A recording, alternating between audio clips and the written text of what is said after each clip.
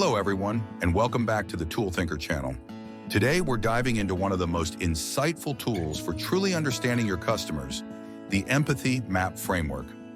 In this video, I'll walk you through what an empathy map is, why it's so powerful, and how you can use it to connect with your audience on a deeper level. Let's start with the basics. The Empathy Map is a visual tool designed to help you step into your customer's shoes. Originally developed by Dave Gray of Explain, this framework encourages you to look beyond surface-level data and explore the thoughts, feelings, actions, and challenges of your audience.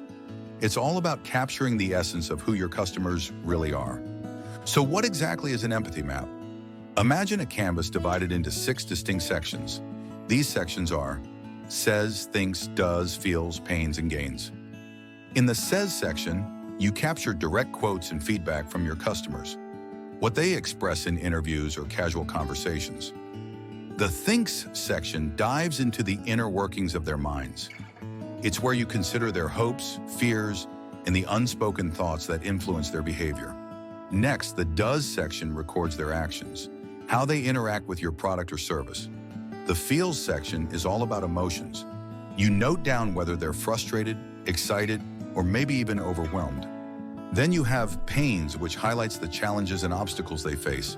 And finally, gains, where you note what they're striving to achieve or the benefits they seek. But why use an empathy map in the first place?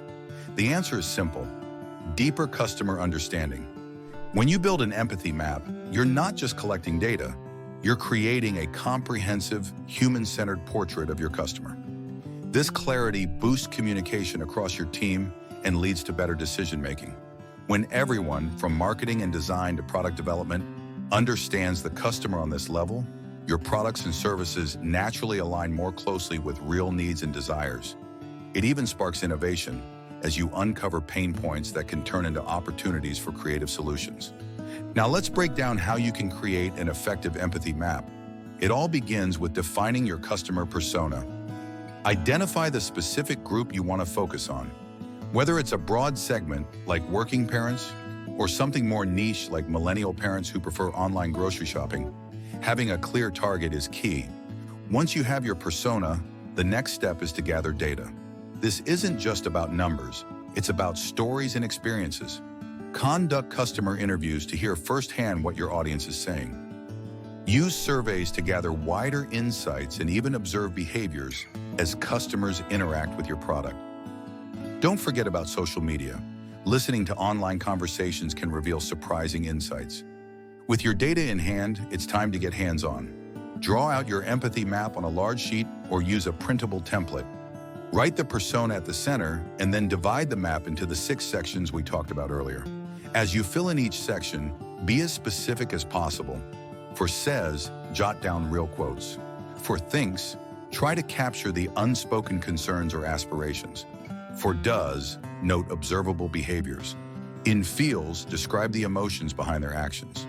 Then list out the pains or challenges that hold them back, and finally record the gains, or what they truly want to achieve.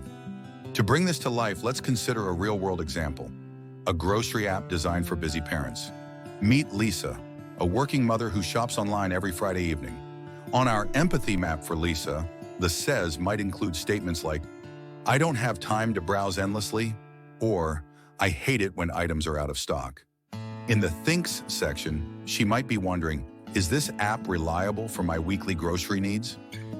The does section shows that she compares prices and options before making a purchase. Emotionally, she feels stressed when deliveries are delayed and relieved when she finds everything in one place. Her pains include high delivery fees and poor inventory updates, while her gains are a smooth, time-saving shopping experience and notifications about discounts on her favorite products. While the empathy map is a powerful tool, it's important to recognize its limitations. Since it relies heavily on qualitative data, it can sometimes be subjective. It might oversimplify the customer experience if you don't complement it with quantitative research. That's why it's best used alongside other frameworks like customer journey maps or detailed personas. Remember, the empathy map is here to provide insight, not to make decisions for you. Before we wrap up, here are a few quick tips for effective empathy mapping. Focus on one persona at a time to keep your insights sharp. Be as specific as possible by using real quotes and data. And don't let your empathy map gather dust on the wall. Revisit and update it regularly as your customers' needs evolve. Finally, involve different team members. Whether it's from marketing, design, or customer support, a collaborative approach enriches the final map. In conclusion, the Empathy Map Framework is an invaluable tool for anyone looking to build stronger relationships with their customers. By understanding what your customers say, think, do, and feel, and by recognizing their pains and gains, you're setting your business up for success. So grab a marker, print out a template, and start mapping your way to deeper customer insight today. Thank you for watching.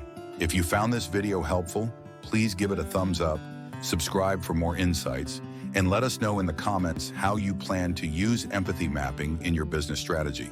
Until next time, stay curious and keep innovating, and visit our website at toolthinker.com to discover how framework thinking can empower your business, career, and personal growth.